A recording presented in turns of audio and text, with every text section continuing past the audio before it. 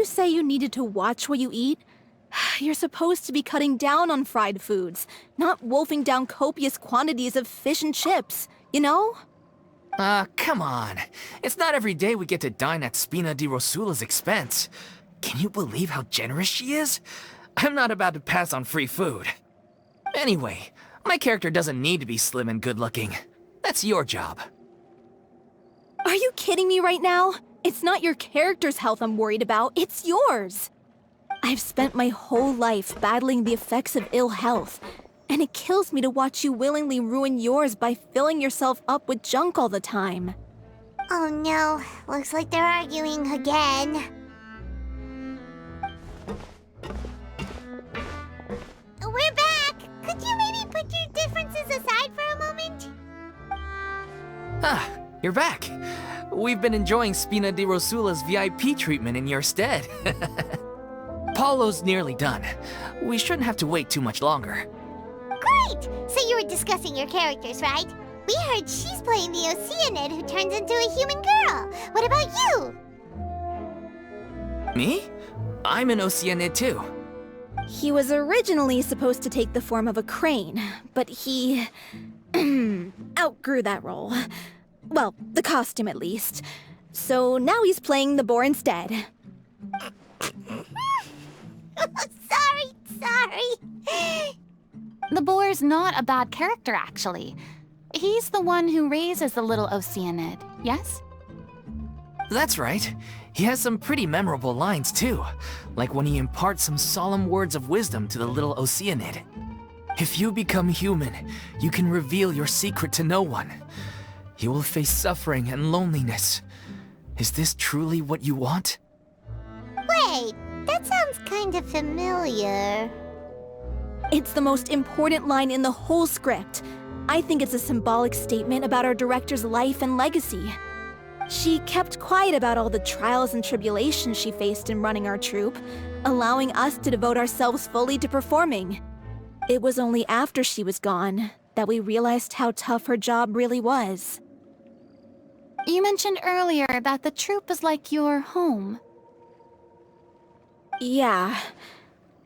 I was born with an incurable illness, and once my family found out it couldn't be treated, they decided they didn't want me anymore.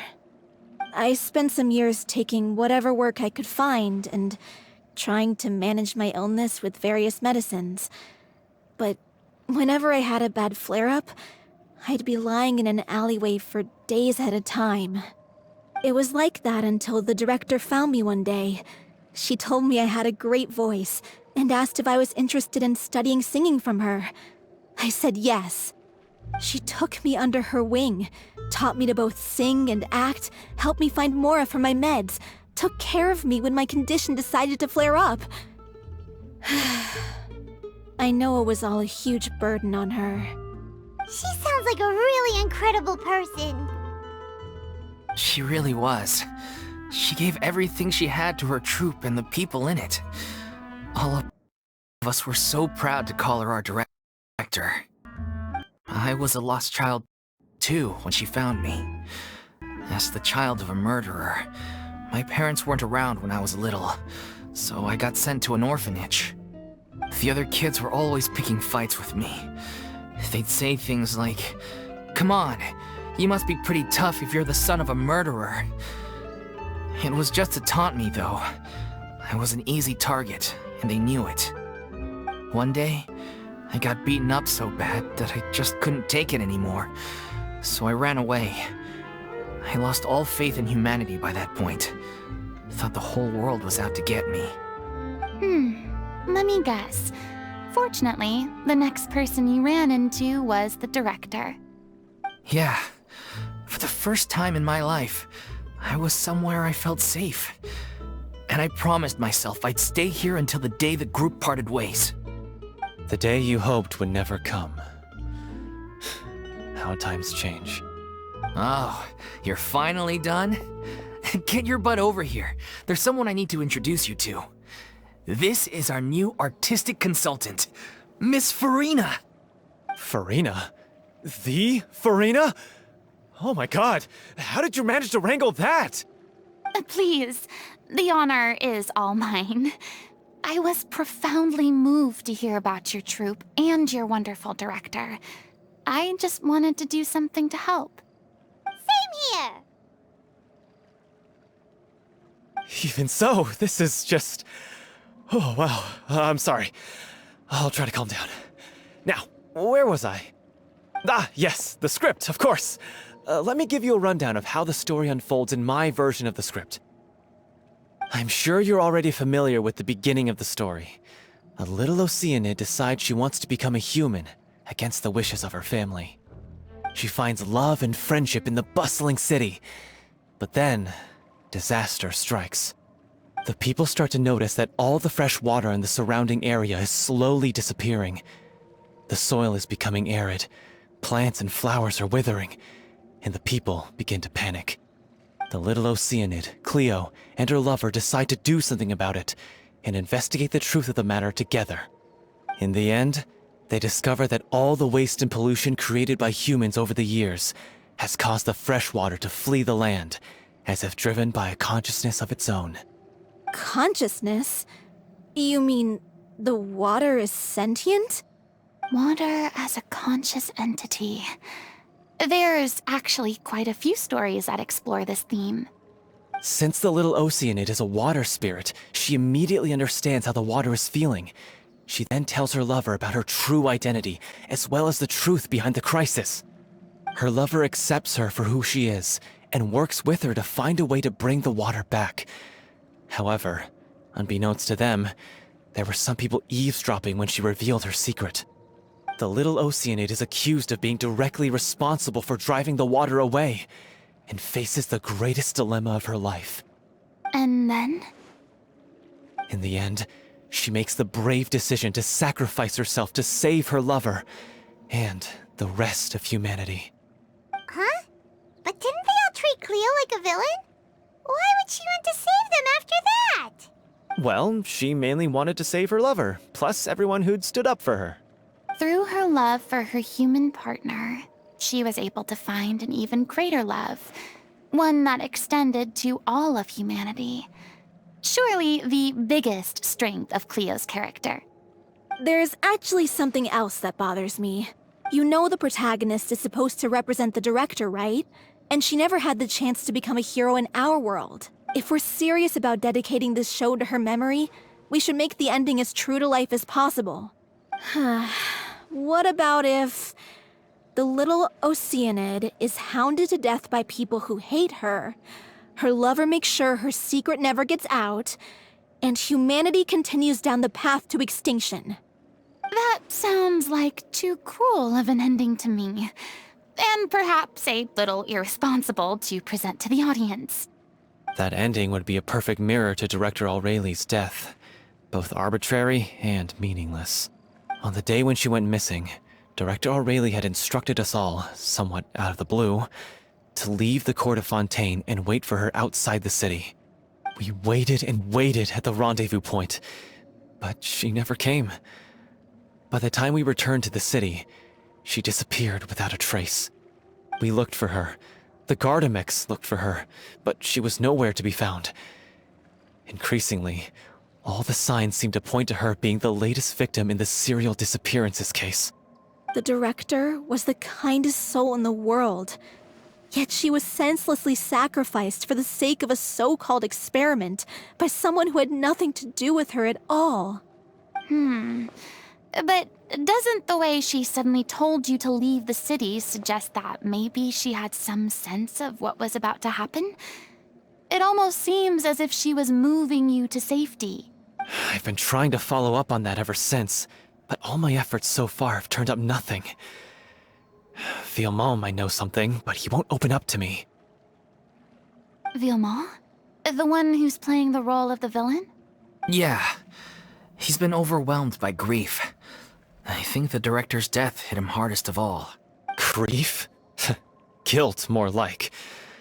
Also, I have a hard time imagining that anyone took it harder than me. Because, well, speaking of the play being true to life, I was deeply, madly in love with Aurelie. What? You kept that one quiet. It's time to be upfront with you all. No more keeping secrets from each other. We'll never be able to agree on the ending if we can't be honest about how we feel. I did tell her how I felt once, but she turned me down pretty much straight away. She said that we were all like brothers and sisters to her, and she never considered us as potential romantic partners. Not that it came as a shock or anything. It was what I was expecting to hear. So I told her I'd always be there for the troupe, and I'd always be there for her. I said, maybe one day in the future, when everyone's settled into their own lives and on the up and up, and managing the troupe no longer required her constant attention, well, maybe then she could reconsider what she really wanted in her life. And now, that day will never come. Oh, Paulo. So if I'm the one writing this ending, then I'm gonna make sure it does right by Aurelie. I won't let anyone get in the way of that. In that case, you have to straighten things out with Vilmont once and for all, face to face. We've all had our differences of opinion over the ending, but those two have never seen eye to eye on anything. One of them has to compromise if we're ever going to reach a final decision. Well, if that's where we're at, looks like it's time to go visit Vilmont. Are you ready to face the truth? Honestly, I'm slightly terrified. But for the sake of our final performance, I'll do whatever it takes. Funny you should ask, though. You really do get what I'm going through right now. I certainly do. Come on, everyone. Allons-y!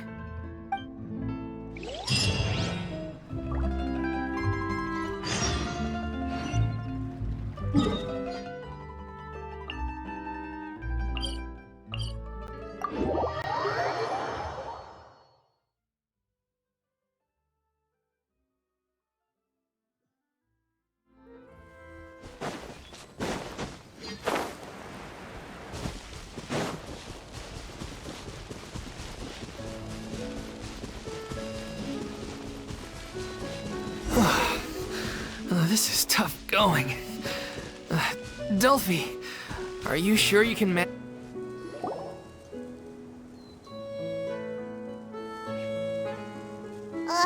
if this journey wasn't tough enough already without a roadblock. Don't worry. We should all be fine with the Traveler here. We don't need to take a detour. Wait, why are you all looking at me? You're not seriously expecting me to fight, are you? We're just curious, that's all. I don't think anyone's ever seen Furina in a fight before. Yeah, but don't you remember why? The Hydro Archon willingly gave up all her power so it could be converted into indemnitium. Miss Furina said so herself. Precisely! And I'm not even the Hydro Archon anymore, so all my power is gone anyway. As much as it pains me, unfortunately, I should just stay put. I'm more like a damsel in distress more than anything. That sounded so smug. Ugh, secondhand embarrassment is unbearable. C'est la vie indeed.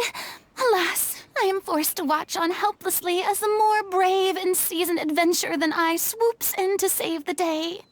Aw, too bad. I was so pumped to feast my eyes on fight mode Furina. Sorry to leave all the heavy lifting to you. Don't worry, piece of cake.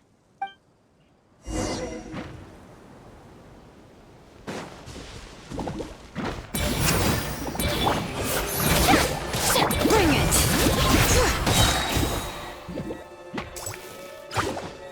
Let the mountain's veins boil!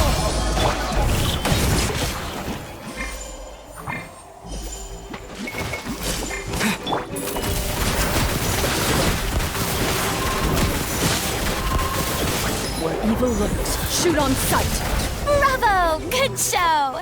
You certainly live up to your reputation. Yeah, thank you.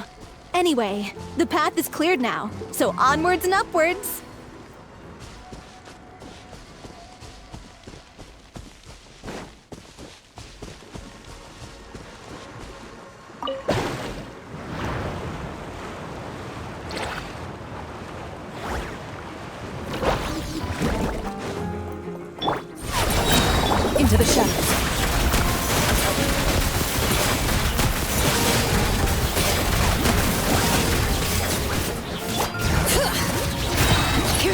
Warriors of the Valley!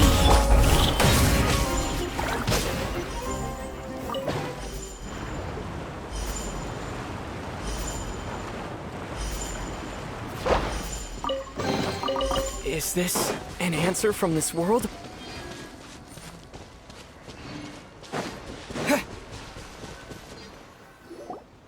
Vilma, are you there? Huh? Oh, it's you guys. Wait, what's Lady Furina doing here? I can explain. We've been rounding up the whole troupe. We now have everyone except you. So, you think knowing the truth about the director's disappearance will help you write an ending to the script that pleases everyone? I care just as much as everyone else about making the Little Oceanid a success. That's why I wanted to wait until after the show. If I open this can of worms now, I just don't want to make things difficult between us. We're supposed to be a unit when we're on stage. Fiamma, avoiding the truth will not help anyone. Unless you mean to suggest that Aurelie's death had something to do with you. I don't want to talk about it. Listen, Fiamma. I used to think that my love for Aurelie was a point of shame. I never brought it up to anyone. But now, I've made up my mind to put it all on the table. I'm prepared to face everything, to sacrifice everything for the sake of the show. The Little Oceanid cannot be complete unless we do justice to Aurelie on an emotional level. This is why people think of you as not being the smart one. As you all know already, the troupe was kept afloat not from ticket sales, but donations from the audience. Of course, that was nowhere near enough. We took on side jobs when we weren't performing, but even then, the troupe's financial situation was pretty dire. So, anyway, one day after a show, a merchant came to me and offered us a huge sponsorship.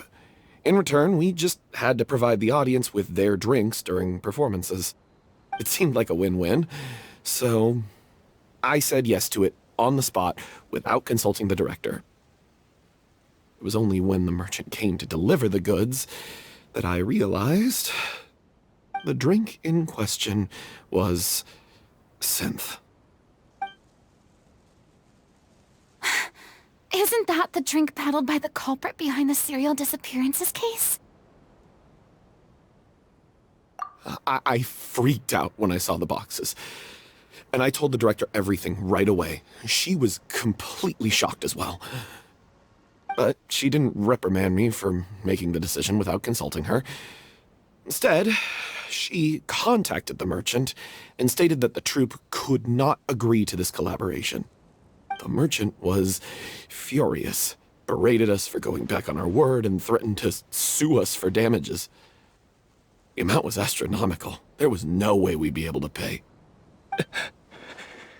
And then? I was going to sort it on my own, but the director stopped me. She said that this was an issue for the whole troupe and it wasn't my fault. But things only got worse from there. The synth merchant just wouldn't let up, and then suddenly the director told us all to leave the city one day. I knew then that things must have reached a boiling point. I admit this whole thing was my mistake. I didn't dare to tell any of you the truth back then, and after the director disappeared, I was even more afraid to say anything.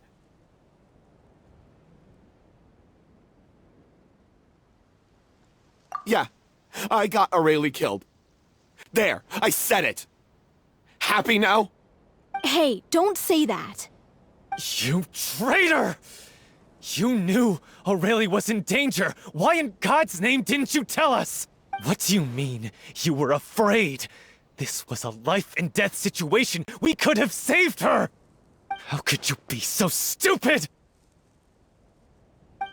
Please, try not to get too worked up. Yeah, listen to him. You need to stay calm. Stay calm? How can I stay calm?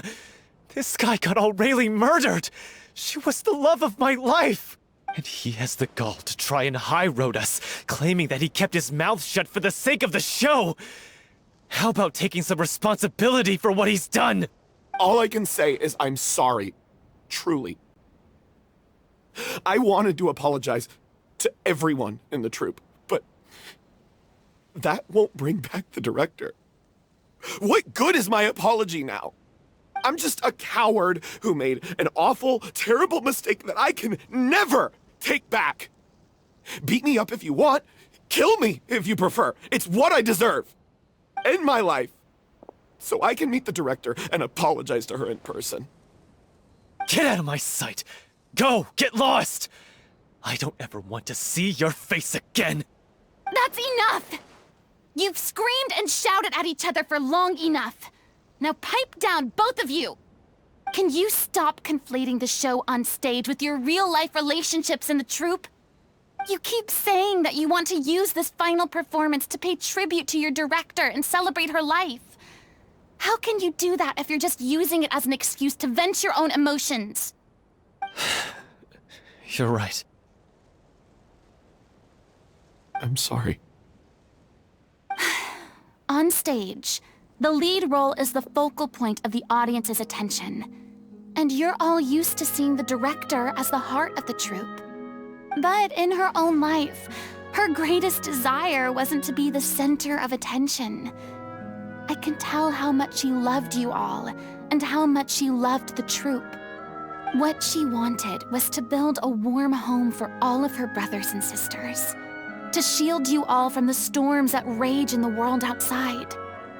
That's how you should remember her. And that's what you should be celebrating. I understand why you're trying to make her the hero of the story, but isn't she your hero already? After everything she did for you? Yeah.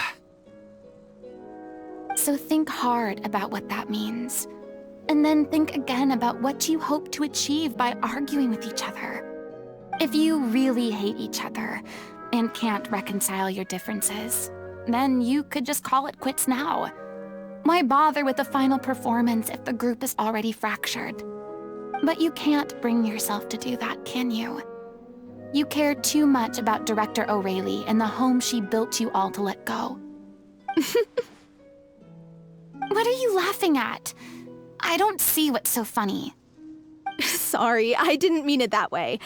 It's just that, for a moment there, it felt like our director was back with us again. If she'd seen Paulo and Villemont at each other's throats like that, she would have scolded them exactly like you did, in that same stern voice. Really? But she sounded like such a gentle person. Of course she was. Even her harshest lectures came from a place of kindness, and it showed. She really was a truly outstanding person. What you said, it really puts everything into perspective. I'm truly sorry. I really meant for this to be a genuine apology, but I ended up making it all about me and my self-pity. It's all right. Let's save all this for after the performance. So, the ending. What are we gonna do about it? Clearly, everyone needs to take a step back for now and reflect on what really matters. When emotions are running high, things get lost in the fray. The end of the story needs to focus back on Aurelie herself. She's the true star of the show. What do you mean? The Traveler is right. You once investigated that underwater synth base and recovered items belonging to the victims. If you could find anything that Aurelie left behind, perhaps we can get a better sense of what she went through in her final days. You really think that's possible? I trust that nobody would object to the ending of the story being based on Aurelie's true feelings. No. Well, we'll leave this in your capable hands. Come, let's pay a visit to the Palais Mermonia. The rest of you, head back to the rehearsal location for now and wait for our good news.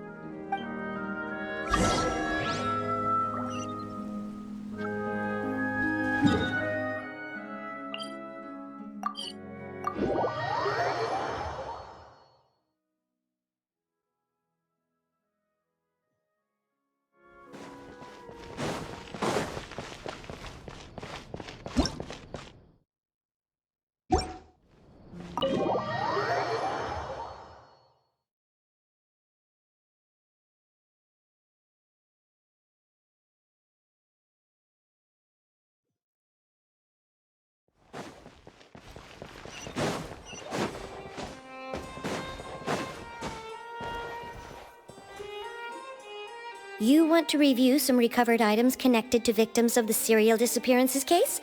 But, that case has been closed for quite a while now. Still, since you were the ones who discovered and submitted the evidence in the first place, you don't actually have to submit an application. Okay, please hold on. I'll have someone dig them out.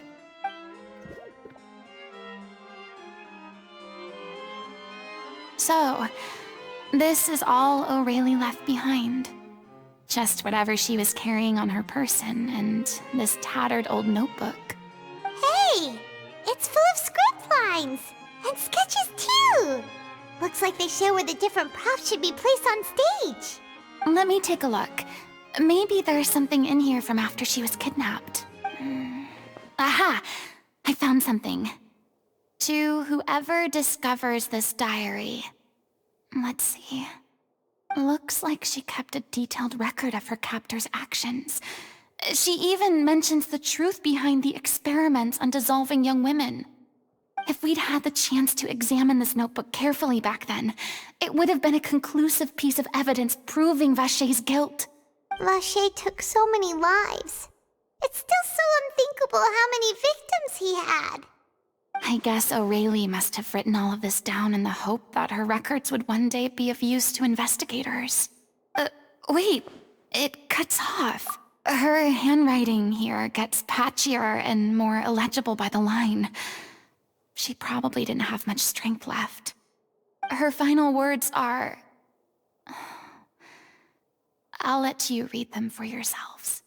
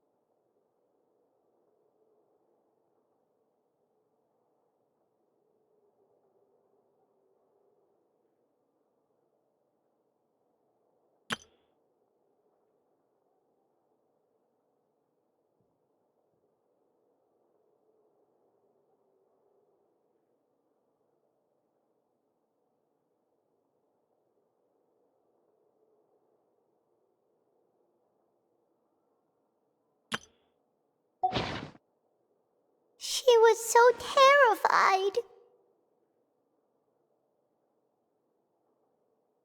She may have been a mighty hero in the eyes of her troupe, but at the end of the day, she was only human. I can't bear to think how painful and lonely her final days must have been. Wait. This part on the last page sounds strangely familiar.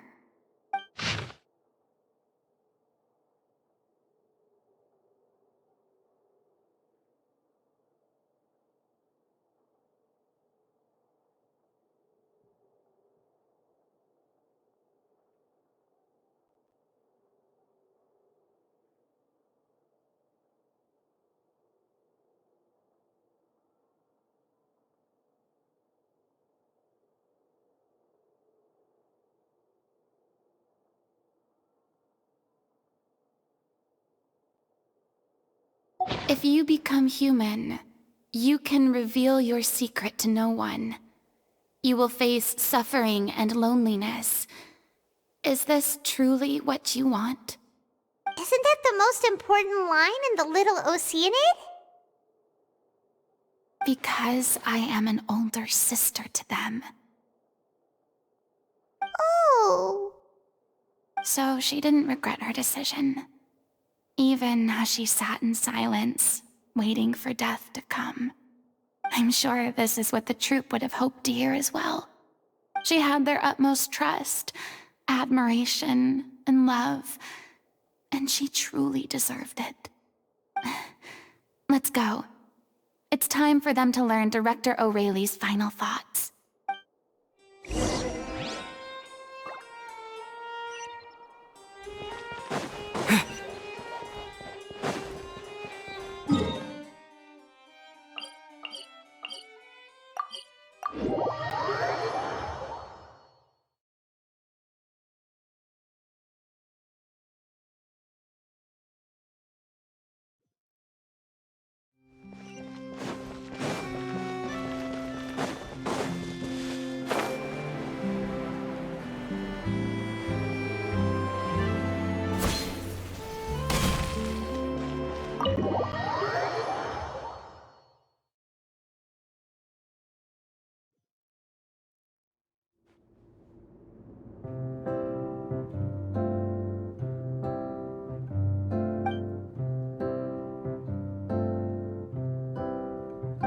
She deserves a hero's farewell. If that's the only way to convey to the audience the courage and selflessness that she showed in the face of death, then it's a meaningful way to end the story. Even in the last moments of her life, she was still leaving a trail for others to follow. She did her best to protect as many people as possible, even if it meant sacrificing herself. We know what choice our Little Oceanid would have made now. I don't think any more discussion is necessary. Well, Vilmont, if we put the past aside for now, do you think you can bring yourself to go ahead with the show? I will channel all my regret and put it into my performance, to make this a show worthy of our director. I won't ask for your forgiveness, and you don't need to worry about my feelings. This final farewell show should be about Director Aurelie and her alone. Then it seems like we've reached a consensus. I have a feeling that this will turn out to be the most mesmerizing performance of your lives. Really? How can you be so sure when you've never even seen them perform before? Don't underestimate my experience. After watching a countless number of musicals, I've learned one important thing.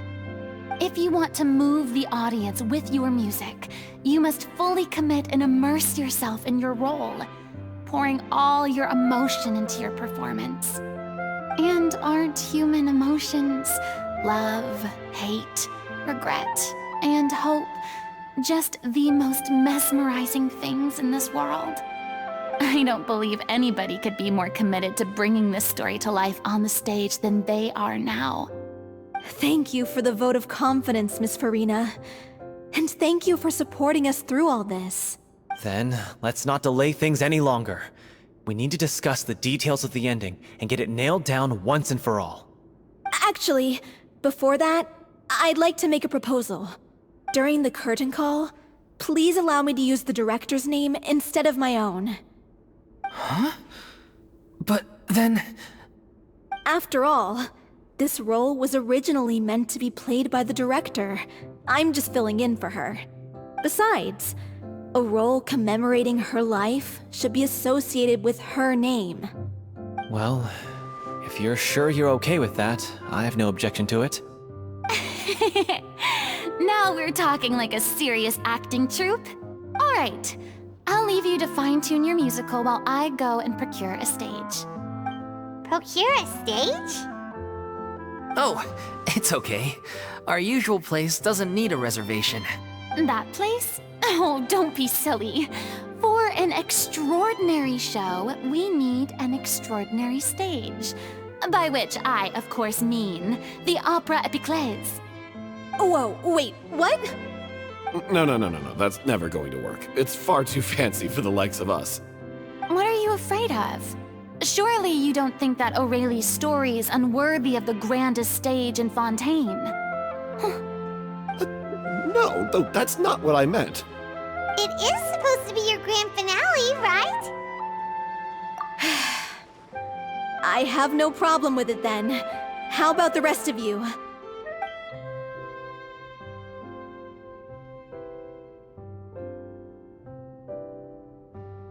I'll take your silence as a yes. Thank you for giving us this opportunity. It really is a dream come true. Well, then don't disappoint me. If you mess this up, it'll reflect poorly on me too. Come on, we'll need to get the go-ahead from Nervilette. I know just where to find him.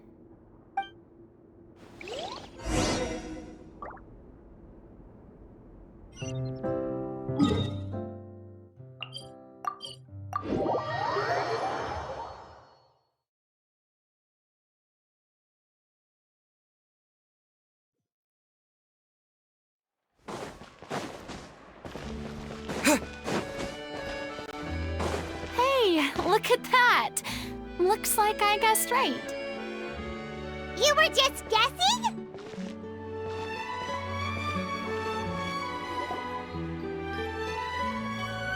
I knew you'd be here. I'm here merely for a short break. It has been a while, Miss Furina. And you too, Traveler and Paimon.